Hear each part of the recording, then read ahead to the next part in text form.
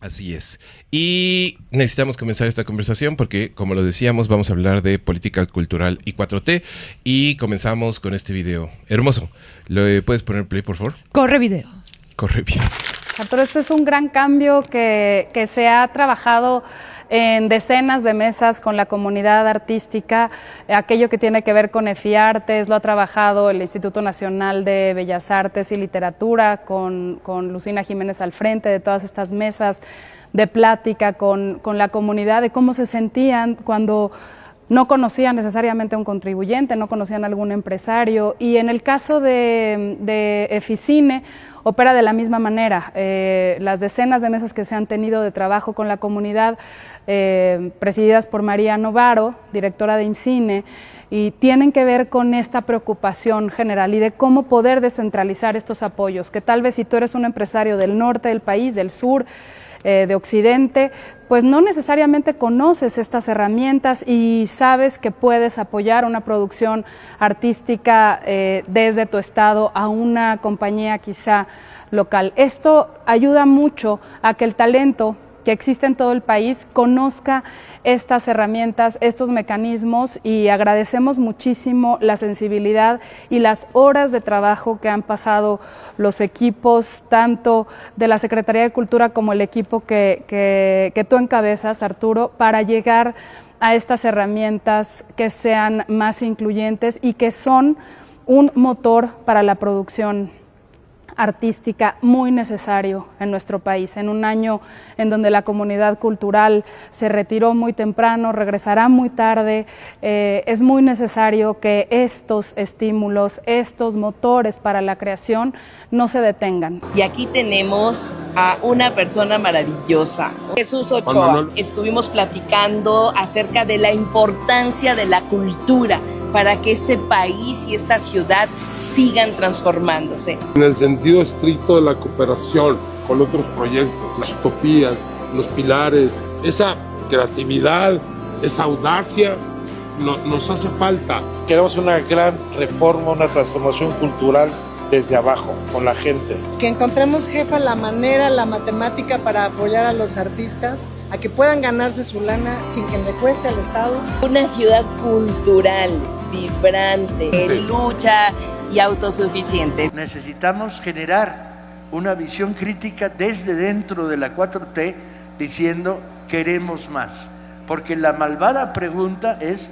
¿queremos más o hasta aquí llegamos y ya estamos conformes? Y la respuesta es queremos más, hombre, queremos más profundidad, más radicalidad, más confrontación con los enemigos del pueblo donde quiera que están, más confrontación con la oligarquía, los dueños del dinero, los negocios sucios, la corrupción, fuera y dentro de nuestras filas. Quiero cerrar mi tanda de intervenciones bajando al tema del libro en una feria del libro. Y ayer Clara se desató y dijo, una librería en cada utopía, 100. Y yo dije, espérate, saca las cuentas, vete con calma. Una librería no sale sola, necesita una base de lectores. Y dijo, y 4 librobuses recorriendo las escuelas. Bueno, ayer estaba desatada Clara promoviendo el plan conjunto entre el Fondo de Cultura, la Brigada para Leer en Libertad y el gobierno de la Ciudad de México. Y hemos avanzado en el mundo del libro de manera notable. Hemos logrado bajar el precio de los libros, lo cual parecía imposible hace 6 años y lo logramos. Hemos logrado sacar colecciones que cuestan menos de 20 pesos, y cuando llegamos se rieron de nosotros y dijeron es imposible, y ahora la colección ya tiene 100 títulos y lleva 3 millones de libros vendidos, la colección Vientos del Pueblo. Hemos logrado sacar librobuses, que son librerías móviles, a razón de 4 por día en las escuelas del Valle de México y otras tantas en la periferia del Estado de México, y hoy podemos anunciar que por primera vez estamos tocando todos los pueblos importantes de más de 10,000 habitantes de Baja California con un librobús. que agarró ruta. En lugares donde no solo no hay librería, no hay ni papelería, pero además van acompañados de clubs de lectura, promoción. Hemos creado 20,000 clubs de lectura y salas de lectura. Por cierto, están todos invitados al final de la reunión, todos los que quieran formar un club de lectura, se me acercan, me dan un papelito y promovemos. Donde se forme un club de lectura, regalamos 30 libros y pa'lante. Hacemos bibliotecas comunitarias, de barrio, de esquina, de edificio, o ya simplemente grupos comunitarios de 5, 7, 8 amigos en una oficina. No tenemos límite, rompimos cualquier burocracia de decir, tienen que ser 18 y todos mayores de edad. No, tienen que ser más de 2 porque 2 no hacen un club, de 3 por lo menos para que haya disidencia, ¿no? Pero no más que eso. Hemos logrado cosas impactantes en materia de las ferias. El fondo hoy asiste a 140 ferias de libro en el país, en lugares donde Cristo perdió el jorongo y no se lo devolvieron. Ahí llega nuestra feria del libro. La Brigada para la Libertad ha extendido esta feria del Zócalo a muchas de las zonas periféricas, los ayuntamientos periféricos de la ciudad, y su pretensión es llegar a todos los ayuntamientos periféricos. Se lanza la Feria Infantil y Juvenil en Chapultepec con regalos de libros gratis para los niños. Estamos sacándole la lista de las 64 colonias más heridas económicamente de la Ciudad de México para llegar a regalar libros adolescentes. ¿Los ejidos? Ay, los tendidos, es verdad, hemos hecho tendidos de libros, que son las ferias más sencillas, donde regalamos libros y vendemos libros en todas las escuelas, etcétera. ¿Y ha avanzado? Sí, vaya, sí ha avanzado. No sé, las cifras del INEGI no nos dan razón, pero yo creo que el INEGI hay que enseñarlo a contar bien, porque no cuentan, no saben del canje, del trueque, del préstamo, de las 1000 maneras que se han instrumentado para que el libro suceda. ¿Pensamos que el libro es magia? Sí. ¿Es magia 100%? No, lamentablemente no. Estamos de vuelta y necesitamos comenzar a tener esta conversación. No sin antes decir primero, porque aparte de septiembre, se siente la patria. Se siente, comienza septiembre, arriba y abajo. Entonces, abajo bajo tierra, Gaby. ¿Te sientes tricolor? ¿Te sientes tricolor? Yo siempre, Sí. Septiembre, octubre, noviembre, diciembre, enero, febrero, marzo, abril, mayo, junio, julio, agosto, septiembre. Orgullo mexicano. 12 meses al año. No necesito una noche. No necesito una noche para decir ¡Viva México! Para hacer una noche mexicana. O para decir ¡México! ¡México! ¡Viva México! ¡Ay, Maestra! ¡Qué grande eres, México! Y tú también, Jocelyn. ¡Qué grande! Muchísimas gracias por acompañarnos, Jocelyn. Estamos muy contentos. Para quien no lo sepa y si necesitan una pequeña apostilla curricular, pues Jocelyn y nosotros nos conocemos desde hace muchísimo tiempo, amigos. Muchísimo Desde que tiempo. estaban así. Sí, muchísimo tiempo, ¿no? Hay que decirlo, éramos pequeñitos, jóvenes y bellos. Exacto. Seguimos jóvenes y bellos, Sí. ya no, o sea, Ya no sí son hemos crecido, pequeñitos. sí hemos crecido. Sí, hay historia, hay heridas, hay experiencia, pero sobre todo muchísimos años de intercambio y de mucho respeto, porque para quien no lo sepa, pues Jocelyn es de esos extraños dínamos y motores de la cultura de la Ciudad de México. Ha estado por todos lados, aunque usted no se haya enterado, y justamente por eso mismo era importantísimo para nosotros poder platicar con esto, de esto que a nadie le importa realmente. Vamos a ser honestos. ¿de verdad? Vamos a ser honestos. Solamente a la gente involucrada le importa, a pesar de que todo el país, el 100% del país, se nutre de esta misma conversación. Pues sí, ¿no? ¿no? Entonces, y que aparte la 4T ha tomado esta conversación muy desde un lado obradorista de la guerra cultural por el alma, el espíritu y el futuro de la nación, ¿no? Wow. Entonces sí es una conversación que es importante para nosotros. Estamos hablando de política cultural. Así es, y pues primero tendremos que empezar presentando a Jocelyn Pantoja de Luna.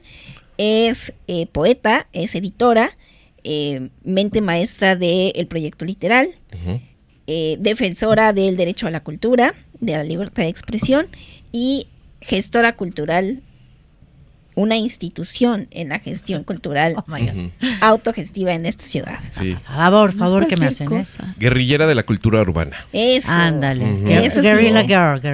Exacto. Miembro Por ilustre convicción. y defensora de la Asociación de Escritores de México, etc.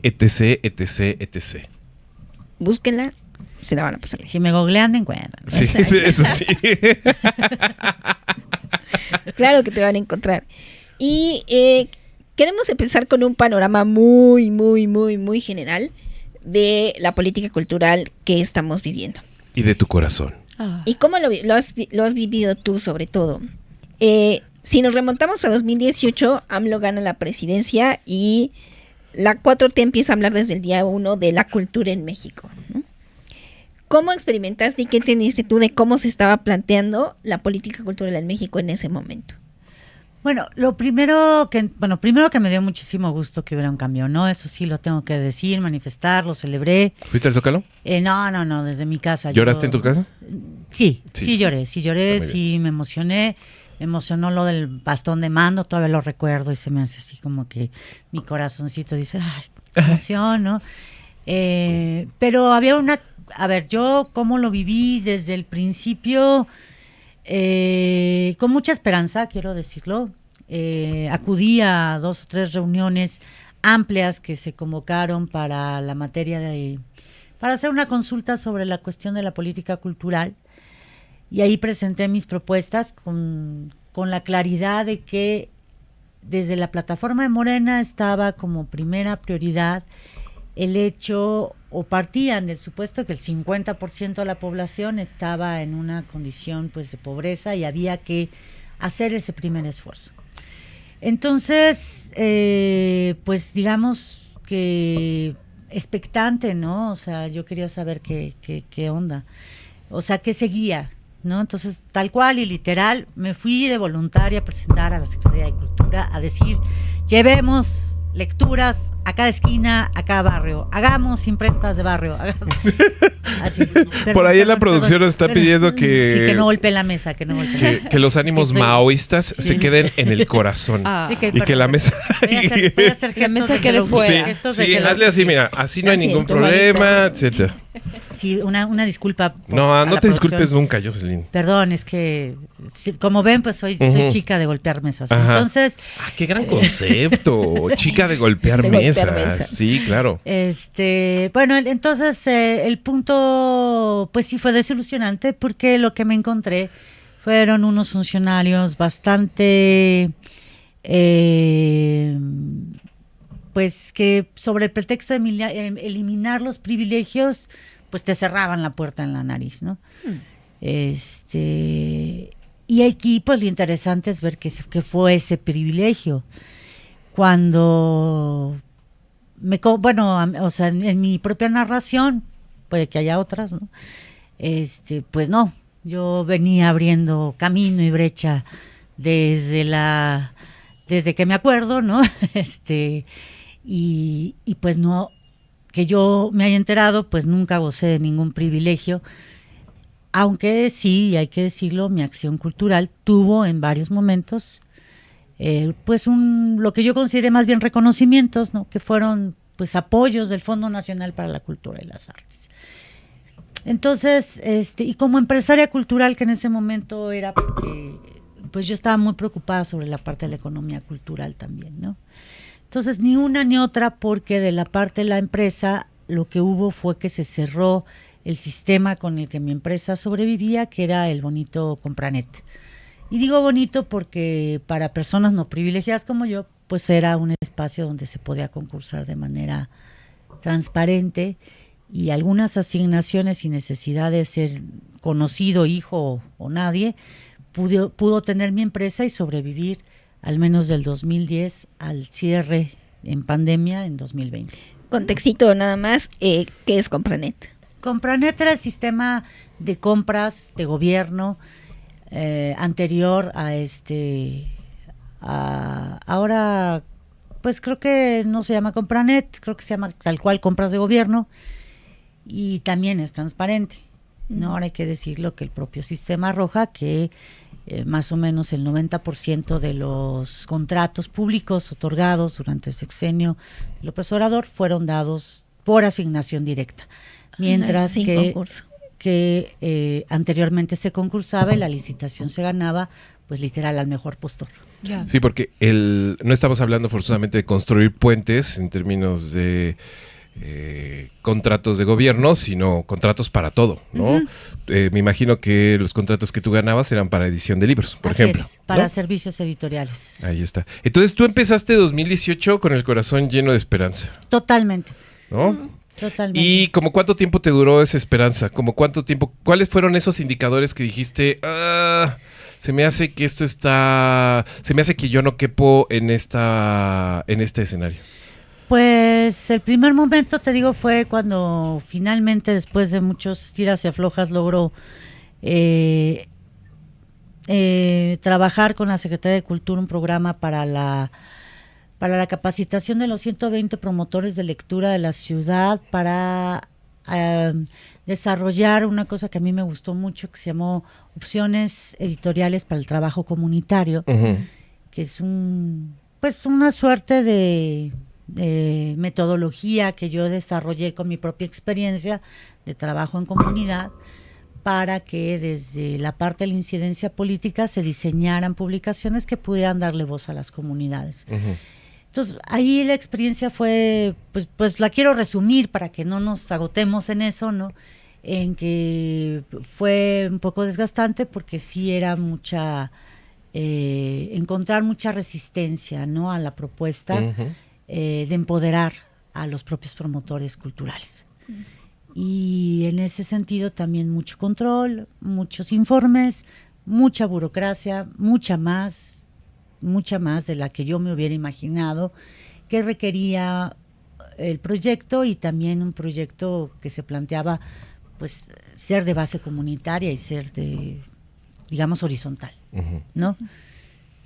¿Y cómo te explicas el quiebre, las trabas, la burocracia, los informes? No, hay una razón muy lógica. Ellos necesitan todavía, y esa es gran parte de la razón fundamental, números, indicadores para decir que se está avanzando en las materias que se han propuesto avanzar. Sí, tanto número de beneficiarios, ¿no? Sí, exacto. Número de beneficiarios, número de acciones, número, ¿no? Y eso fue muy al principio, dices. ¿Cómo fue el resto del sexenio? O sea, ¿cómo fue evolucionando? Hasta de pronto, no sé, me llega la imagen de el ejército haciendo representaciones teatrales en el Zócalo y teniendo unas bailables. Sí. Exacto, el ballet folclórico del ejército, de la Marina y cosas como esa. ¿Cómo viste este desenvolvimiento durante el sexenio de López Obrador? Bueno, hay que decir que lo del sexenio, a ver, hay una separación tanto ideológica como política de la comunidad cultural tradicional, o vamos a decir lo que nosotros entendemos como arte y cultura, con respecto a la propia visión que yo creo que tiene AMLO de la situación nacional o de la representación simbólica de la cultura mexicana, vamos a decirlo así. Entonces, no es que yo creo que para él sí, en ese sentido sí se cumplió. Fíjate, yo quiero poner el acento en lo bueno, mientras nosotros pensamos, bueno, de entrada... Pero pues, no vas a dejar de lado lo malo, ¿no? No, claro, pero, o sea, a ver, entonces partamos de la cuestión tremenda, ¿no? Al momento de decir vamos a barrer las escaleras de arriba para abajo para llevarnos toda la corrupción y tal, creo que se nos metió en la misma bolsa a todos los artistas que alguna vez fueron beneficiarios como rémoras, o sea, como del sistema del FONCA, como rémoras del sistema. Yeah. Pero, pues, no sé si ese es un error de cálculo de visión o de qué. Vamos a hacer así como que quizás fue eso. Cuando se eliminan los fideicomisos, el primero también en eliminarse es FONCA. ¿Qué hay de la caída del FONCA? Bueno, se eliminan los apoyos especiales. Hay que ser honestos, también eran unos fondos medio opacos, que nunca tuvimos claridad bien quién se los llevaba, pero lo que sí hay y lo que sí está registrado es una caída de 10.600 apoyos a 1.600, que tiene hay una caída del 85% en lo que ahora es el sistema de apoyos a la creación, que es en lo que se convierte el FONCA, y eso se da en 2020 en plena pandemia. Para subsanar desapariciones como Fidecine, ¿no?, que también es muy importante y un logro básico de la comunidad y de la industria cinematográfica nacional, existe y se empiezan a utilizar estos mecanismos de fiartes, ¿no? Ahora, la evolución, yo sí quiero decir lo bueno. Veníamos de base cero con Peña Nieto. O sea, Peña Nieto crea una Secretaría de Cultura en 2015 por decreto y sin presupuesto. O sea, es así como, ¿sabes? O sea, lo mismo que tenía el Conaculta, se le pasa esto y pues ya, o sea, de nombre se llama Secretaría de Cultura, pero de realidad es nada. Entonces sí hay, o sea, evidentemente que como AMLO crece la inversión en la parte de la cultura, ¿no? Ahora, lo que me parece pues fuerte es que de pronto existe, o sea, al final, entre el 2019 y el 20, por esta misma cuestión de los cierres de los fideicomisos, los fondos especiales, etcétera, etcétera, hay una caída del 35% real también del presupuesto, que ya, o sea, se gana en un primer momento 2018 y luego 2019 y 20 cae, ¿no? Entonces, otra vez estamos como que volviendo hacia atrás en materia presupuestal.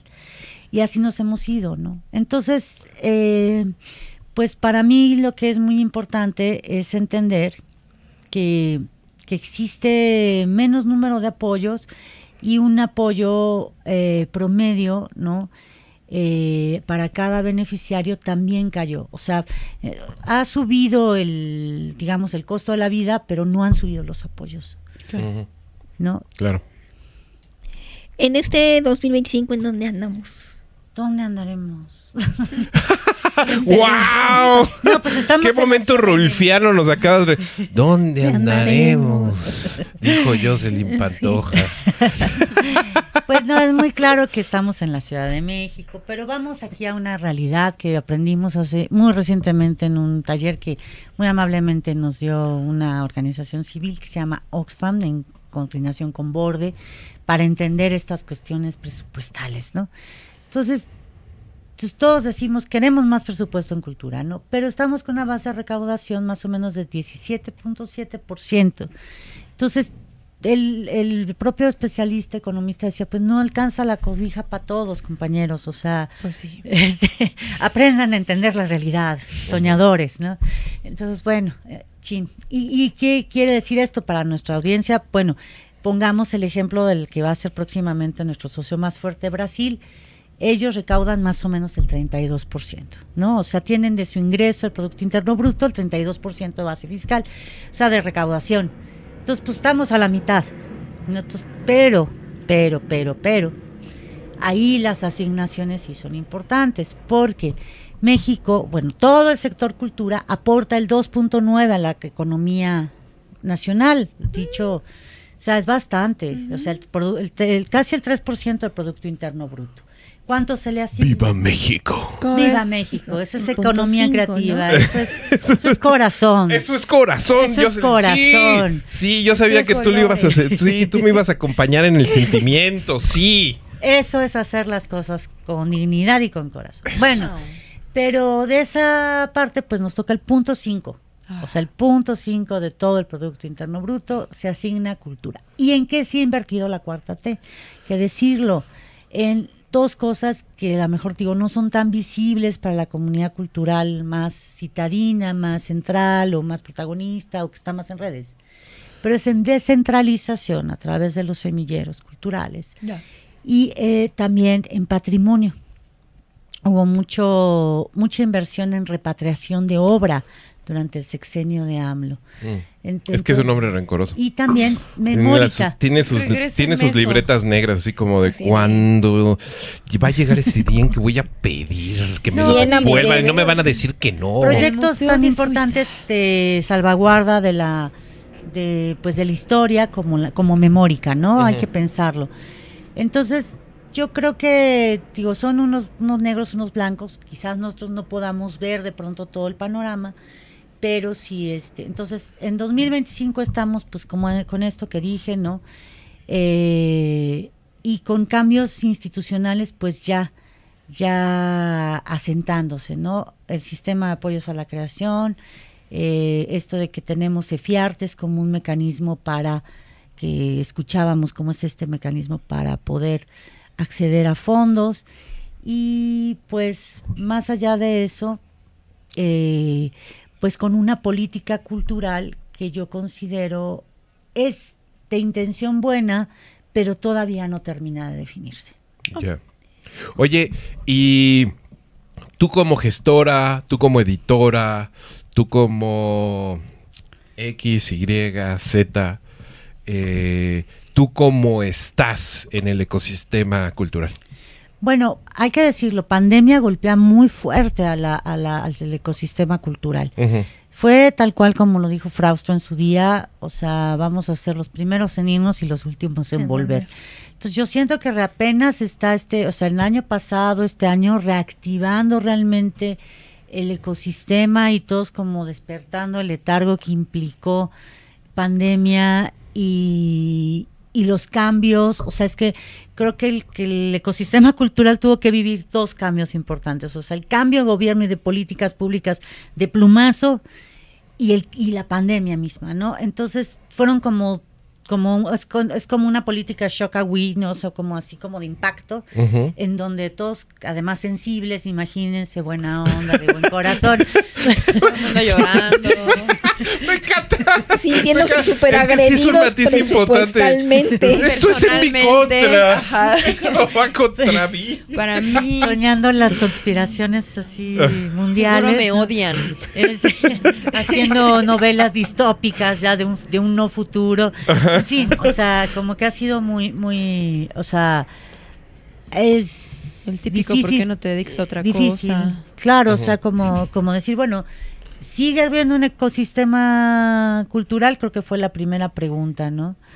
Y sí, efectivamente han surgido muchas nuevas iniciativas y por uh-huh, suerte no muchas cosas están desarticuladas. Hay bastante. Yo, ¿cómo me encuentro? Pues yo retomando mi editorial. Yo tuve que cerrar en pandemia. Hasta 2024 retomo con nuevos emprendimientos. Les traje un rico y, por cierto, lo promociono. Sabor con verso. Visiten Sabor con verso. Cada bocado un poema que conjunta dos de mis grandes pasiones, la cocina y la poesía. Y entonces... ¿tú has probado Sabor con verso? Me salió en Instagram. ¡Qué bonito! Sí. ¿En serio? Sí. Pues ahí está. Publicidad ¿Cómo te encuentran en Instagram? Como proyecto-literal-. ¿Y el Sabor con verso? ¿Es el mismo? Claro, está dentro de la página de Proyecto Literal, ahí la puedes comprar y todo, y yo te la mando a tu casa. Y todo, y para que comas una ensaladita, una pastita. Leas Walt Whitman. Por ahí. Todas esas cosas importantes. Claro. Buena idea. Oye, Jocelyn, y hablando de estas cosas que